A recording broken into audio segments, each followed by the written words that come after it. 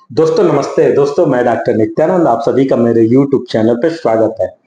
पिछले वीडियो में हम लोगों ने आर्गेनॉन, मैटेरिया, फार्मेसी और रिपर्टिव इससे क्वेश्चन को सॉल्व किया और मैक्सिमम देखा किस टाइप के क्वेश्चन एराइज होता है। आज हम लोग स्टार्ट करेंगे फिजियोलॉजी। बहुत इंपॉर्टेंट वीडियो है, इससे हम लोगों को एक आइडिया मिलेगा कि किस टाइप के क्वेश्चन आयोग द्वारा एग्जाम में एराइज होते हैं। मैंने मैक्सिमम क्वेश्चन खुद प्रिपेयर किए हैं और मैक्सिमम जो चैप्टर है उसको टच करने की कोशिश किया हूं। इसमें सिर्फ एक क्वेश्चन की बात नहीं होगी, इसको डिस्क्राइब भी करूंगा कि क्यों ऐसा क्यों। इससे एक क्वेश्चन से और भी कई सारे क्वेश्चन एराइज हो सकते हैं। तो हम लोग समझते हैं, स्टार्ट करते हैं। ओके, तो ये क्या है? Physiology. Okay, physiology.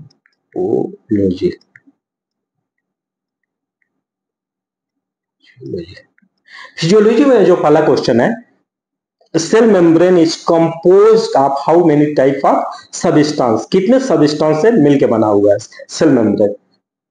Cell membrane जो होता है 2, 3, 4, 5। Right answer is 3। तो 3 है कौन कौन से? पहला होगा प्रोटीन, ओके, दूसरा लिपिड, तीसरा कार्बोहाइड्रेट।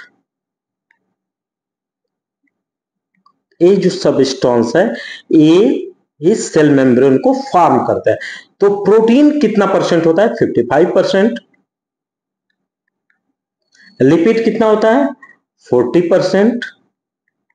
कार्बोहाइड्रेट 5%। ओके, ये हम लोगों ने दो चीजों को समझा कि एक सेल जो होता है कंपोज आप बनता है 3 टाइप के सबस्टांस से, जो है प्रोटीन 55%, लिपिड 40% और लिपिड और कार्बोहाइड्रेट कितना होगा? 5%। ओके, अब हम लोग यहाँ पे देख लेते हैं एक चीज और बहुत इंपॉर्टेंट है, उसको भी हम लोग थोड़ा देख लेते हैं। सेल मेम्ब्रेन होता क्या? एक सेल ले लिए, इस सेल की आउटर जो कवरिंग होती है उसी को हम लोग बोलते हैं सेल मेम्ब्रेन। इसको हम लोग प्लाज्मा मेम्ब्रेन या फिर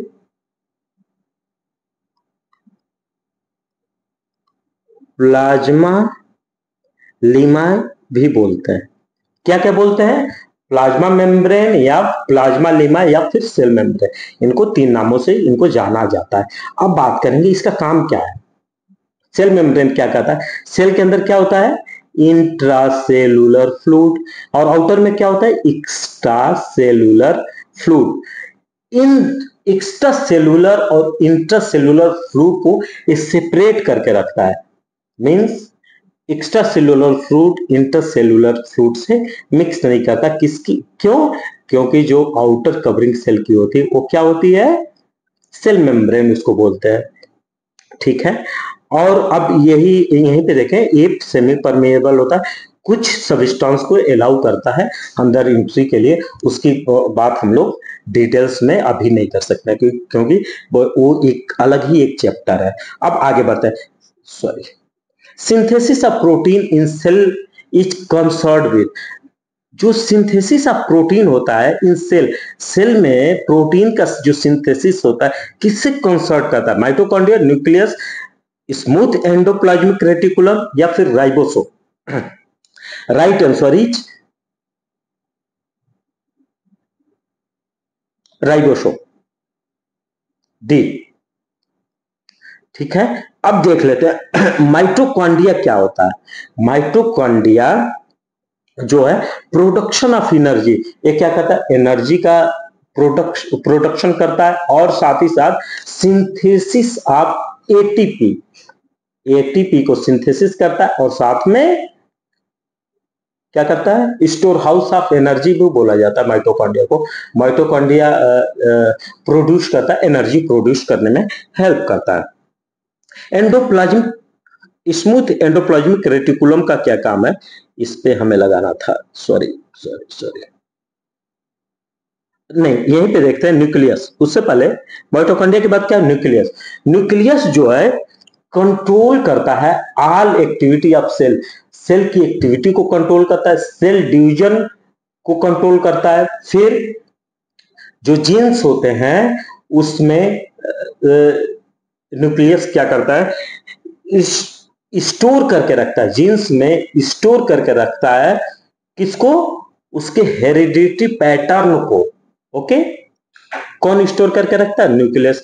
स्मूथ एंडोप्लाज्मिक रेटिकुलम क्या करता है, सिंथेसिस ऑफ लिपिड, लिपिड को सिंथेसिस करने में हेल्प करता है। And role of and steroid role of cellular metabolism में भी हेल्प करता है। Normal pH of blood, blood का नॉर्मल पीएच कितना होता है, 7.2, 7.4, 7.6, none of above, right sorry 7.4। 7 पर ये 7 क्या है, न्यूट्रल है,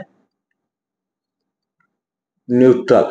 अब 7 से जब नीचे आएगा जैसे 6.9 तो क्या होगा, स्लाइट एसिडिक हो जाएगा।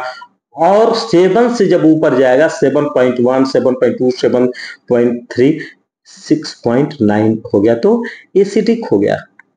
ये थोड़ा समझ वैसे कर रहा है। ये क्या होता है, स्लाइट एल्केलाइन होता है। 7.1, 7.2, 7.3, 7.4 तो क्या होगा, स्लाइट एल्केलाइन। और 8 हो गया, 9 हो गया तो क्या होगा, एल्केलाइन हो गया। Okay, slight alkaline. यहां तक तो क्लियर हो गया। अब बढ़ते आगे। Average HB content in blood at birth, average haemoglobin content in blood in birth, birth के समय हीमोग्लोबिन कितना होता है, 25 ग्राम, 25 mg पर DL, gram per DL, 25 gram per DL, 20 gram per DL, decilitre, DL means decilitre, C 17 gram per decilitre, D 14 to 16 gram per decilitre. तो right answer A 15 gram per decilitre during birth. ये 20 gram per DL कब होता है, after 3 month. याद कर लीजिए, बहुत ही important है, आफ्टर 3 मंथ। ओके, आगे बढ़ते हैं। 70 ग्राम पर डीएल कब होता है, आफ्टर 1 ईयर्स, 1 ईयर्स। अब यहीं पे बात करेंगे 14 to 16 कब होता है, at puberty. Okay, destruction of RBC आकर in liver, kidney, lungs, spleen. RBC का डिस्ट्रक्शन कहां होता है, लीवर में, किडनी में, लंग्स में, स्प्लीन में। Right answer is spleen. Okay, आगे आगे बढ़ते हैं।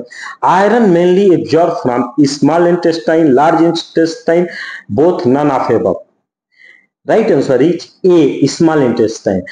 आयरन कहां एब्जॉर्ब होता है, स्पेशली एब्जॉर्ब होता है स्मॉल इंटेस्टाइन में,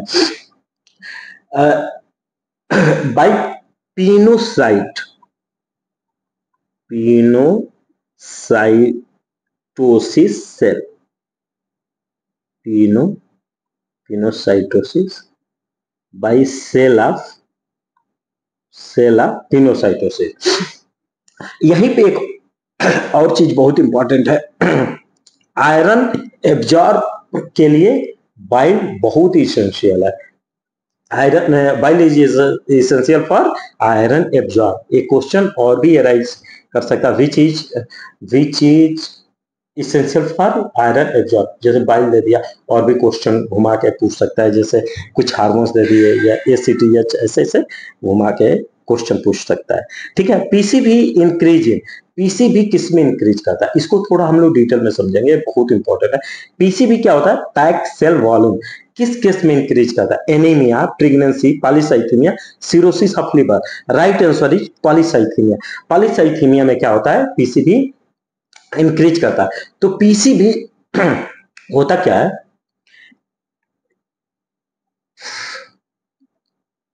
हमने क्या किया, एक वेस्ट्रॉप ट्यूब लिया, ठीक है, ये हमारा हो गया वेस्ट्रॉप ट्यूब, इस पे अभी आएंगे।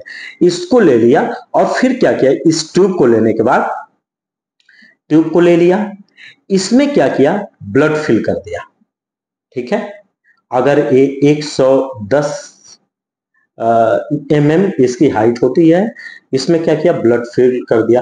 और ब्लड में एंटीकोगुलेंट मिला है। एंटीकोगुलेंट क्या होता है, EDTA और हिपेरिन। इसको क्या किया, मिक्स कर दिया। मिक्स करने के बाद इसको सेंट्रीफ्यूज करते हैं। क्या करते हैं, सेंट्रीफ्यूज करते हैं। सेंट्रीफ्यूज करेंगे 3000 आरपीएम पे। आरपीएम ऐसे नहीं लिखता, आरपीएम ऐसे लिखा जाता है, आरपीएम, आरपीएम। ओके, 3000 आरपीएम पे 30 मिनट के लिए सेंट्रीफ्यूज करते हैं। जब 30 मिनट सेंट्रीफ्यूज करेंगे तो हमें जो रिजल्ट मिलता है, तो क्या रिजल्ट मिलता है देख लेते हैं। फिर जो ऊपर क्या होता है, प्लाज्मा हो जाता है, और नीचे क्या होता है, जो सेल्स होते हैं आरबीसी के सेल्स नीचे बैठ जाता है और प्लाज्मा ऊपर चला जाता है। इसी को हम लोग बोलते हैं PCB, packed cell volume. Okay, यहां तक क्लियर हो गया। बीच में एक बफी, व्हाइट बफी फॉर्म होता है, कोट होता है, जो कि ये व्हाइट बफी कोट क्या होता है, डब्ल्यूबीसी होता है और प्लेटलेट होता है। ओके ओके, डब्ल्यूबीसी होता है और क्या होता है, प्लेटलेट होता है। इसको भी हम लोगों ने पीसीबी को समझ लिया। तो पीसीबी इंक्रीज किस केस में करेगा, एनीमिया में, प्रेगनेंसी में, पॉलीसाइथेमिया में, cirrhosis of liver. Right answer is polycythaemia. Okay, आगे बढ़ते हैं। नॉर्मल एब्सोल्यूट वैल्यू पर क्यूब ऑफ मोनोसाइट। मोनोसाइट का नॉर्मल एब्सोल्यूट वैल्यू कितना होता है, 1 to 450, 150 to 450, 0 to 100, 200 to 600 और 300 to 900। इसको हम लोग क्या करते हैं, थोड़ा सा इस पे हम लोग चलते हैं यहीं पे। वो क्यों मैं जा रहा हूं, ताकि यहाँ पे आप लोगों का एक इंपॉर्टेंट, ओ सॉरी छूट गया, सॉरी छूट गया, वो बहुत इंपॉर्टेंट था। वो मैं टेलीग्राम अपना ग्रुप है उसमें भेज दूंगा, उसको क्या करना है, उसको एक बार आप लोग मेमोराइज कर लेंगे। तो नॉर्मल कितना होता है, 200 to 600। ये क्या करना है, याद कर लेना। How many types of antibody are identify. कितने टाइप्स की एंटीबॉडी आइडेंटिफाई अभी तक आइडेंटिफाइड है, 2, 3, 4, 5। Right answer is 5। ओके, 5 कौन कौन सी है, IgA, IgG, sorry IgD, IG, IgE, IgG और आईजीएम, 3, 5। हाँ, तो आईजी ये क्या है, आईजी अल्फा है, आईजी अल्फा। आईजीडी क्या है, आईजी डेल्टा, डी से डेल्टा। फिर आईजी क्या है, आईजी ईपी, इप्सिलॉन, समझ में आ जाना चाहिए, इप्सिलॉन है, इप्सिलॉन अच्छे से लिख दो ताकि डेल्टा, इप्सिलॉन। आईजीजी क्या है, आईजी गामा, आईजीएम क्या है, Ig mu, M U. Okay, हाँ ठीक है। अब यहाँ पे एक और इंपॉर्टेंट क्वेश्चन पे हम लोग डिस्कस कर लेते हैं। आईजीजी होता है बॉडी का 75%, आईजीजी 75% एंटीबॉडी आईजीजी फॉर्म करता है। बहुत इंपॉर्टेंट है, आईजीजी क्या करता है, 75% एंटीबॉडी आईजीजी फॉर्म करता है। ओके, आगे बढ़ते हैं। Normal duration of thrombin time is, मेरा पुराना वीडियो देखेंगे तो इस पे हम लोग डिस्कस कर चुके हैं, हार्मोन्स पे डिस्कस किए थे, फिर रिस्पायरेशन से रिलेटेड डिस्कस किए थे, और फिर ये नॉर्मल वैल्यू पे डिस्कस किए थे। एक और वीडियो बनाएंगे कल नॉर्मल वैल्यू पे, बहुत इंपॉर्टेंट है, उसको एक बार आप लोग याद कर लेंगे। कल लास्ट वीडियो हम लोगों का होगा फिजियोलॉजी से रिलेटेड। ये वीडियो बहुत इंपॉर्टेंट है, मैक्सिमम क्वेश्चन मैंने खुद प्रिपेयर किए हैं। Normal duration of thrombin time, thrombin time का नॉर्मल ड्यूरेशन कितना होता है, 12 सेकेंड, 12 से 20 सेकेंड, 30 सेकेंड, 30 से 50 सेकेंड। राइट आंसर इज 20 से 12 से 20 सेकेंड। आप लोग जब देखेंगे मेरा पुराना वीडियो तो वहां पे लिखा हुआ। अब 12 सेकेंड क्या किसका होता है, प्रोथ्रोम्बिन टाइम होता है। प्रो, ये क्या हो गया थ्रोम्बिन, तो ये क्या होगा, 12 सेकेंड किसका होता है, प्रोथ्रोम्बिन होता है, प्रोथ्रोम्बिन। और 30 सेकेंड किसका होता है, 30 सेकेंड नहीं, सॉरी 30 सेकेंड किसी का नहीं, 30 से 50 सेकेंड होता है पार्शियल प्रोथ्रोम्बिन की टाइमिंग क्या होती है? ये सब मैं वीडियो में बता चुका हूं, वहां जाएंगे तो आप लोग देख लें। पार्शियल प्रोथ्रोम्बिन टाइमिंग जो होती है 30 से 50 सेकंड होती है, और थ्रोम्बिन की टाइमिंग कितना होती है? 12 से 20 सेकंड। और प्रोथ्रोम्बिन की टाइमिंग क्या होती है? 12 सेकंड। आगे बढ़ते हैं। हाइपरवोलेमिया आकर इन विच कंडीशन, किस कंडीशन में हाइपरवोलेमिया दिखता है? Hyperthyroidism, hypothyroidism, haemolysis, haemorrhage. Right answer is hyperthyroidism. Hyperthyroidism के केस में क्या होता है? थायरॉक्सिन इंक्रीज करता है, जिसकी वजह से क्या होता है? आरबीसी इंक्रीज करता है। तो जब आरबीसी इंक्रीज करेगा तो हाइपोवोलेमिया क्या है? वोल्मिया, जहां आई एम आई ए जुड़ गया तो क्या होगा? ब्लड से रिलेटेड होगा। तो हाइपर हाइपर हो गया, हाइपर वॉल्यूमिया मीन्स ब्लड का वॉल्यूम इंक्रीज कर रहा है। वहीं हाइपोवोल्मिया हो जाता है तो क्या होता है? ब्लड का वॉल्यूम डिक्रीज कर रहा है। ओके, तो हाइपर वॉल्यूमिया किस कंडीशन में होता है? हाइपोथायराइडिज्म में। आगे बढ़ते हैं। In human skeletal muscle the resting membrane potential, skeletal muscles में रेस्टिंग मेम्ब्रेन पोटेंशियल कितना होता है? Minus 90 millivolt, plus 90 millivolt, minus 80 millivolt, plus 80 millivolt. इस पे मेरा कॉन्सेप्ट बहुत अच्छे से क्लियर है। इसको मैं एग्जाम बाद पूरा अच्छे से इसको डिस्क्राइब करूंगा। क्यों? क्योंकि ये 1-2 घंटे का वीडियो सिंगल हो जाएगा अगर इस पे हम लोग डिस्कस करेंगे तो। इसको याद कर लें, माइनस 90 मिलीवोल्ट होता है। Normal weight of parotid gland, parotid gland का नॉर्मल वेट कितना होता है? 10 से 20 ग्राम, 20 से 30 ग्राम, 30 से 40 ग्राम, और none of above. Right answer is 20 से 30 ग्राम। ठीक है, यहीं पे एक और क्वेश्चन एराइज हुआ है। हाँ ठीक है। Secretion of parotid gland are emptied in oral cavity by which duct, किस डक्ट के थ्रू पैरोटिड ग्लैंड्स जो होती है अपने सिक्रीशन को इम्पटी खाली करती है ओरल कैविटी में? वो डक्ट कौन सी है? Wharton's duct, duct of Rivinus, Bartholin duct, Stensen duct. Right answer is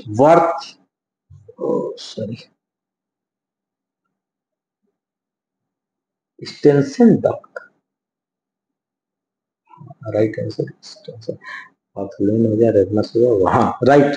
right answer is Stensen duct. Okay, Stensen duct क्या करता है? पैरोटिड ग्लैंड को उससे पैरोटिड ग्लैंड से सप्लाई जो हार्मोन्स होता है वो कहाँ लेके आता है? सिक्रीशन, सॉरी, जो सिक्रीशन होता है वो कहाँ लेके आता है? बक्कल कैविटी में। अब यहीं पे वार्टन डक्ट किस में मिलता है? हम लोग पैरोटिड ग्लैंड देख लेंगे, फिर सबलिंगुअल ग्लैंड देख लेंगे, फिर देख लेंगे सब मैक्सिलरी ग्लैंड।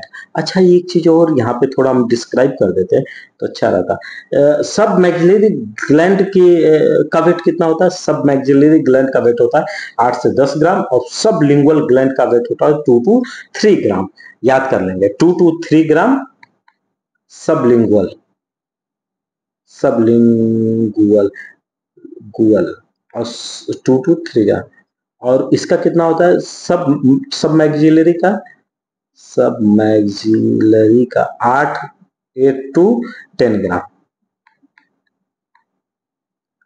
हाँ, वाटन डक्ट जो होता है ये होता है सब मैक्सिलरी ग्लैंड में। सब मैक्सिलरी ग्लैंड आप लोग को समझ में आना चाहिए, सब मैक्सिलरी ग्लैंड। और ये दोनों ग्लैंड कहाँ होता है? सब लिंगुअल ग्लैंड में होता है, वार्थोलिन डक्ट और डक्ट ऑफ रेविनस। ओके, आगे बढ़ते हैं। Which one of the largest part of stomach, stomach का लार्जेस्ट पार्ट कौन सा है? स्टमक का एक फिगर ड्रा करें, सॉरी, चलिए। सबसे बड़ा पार्ट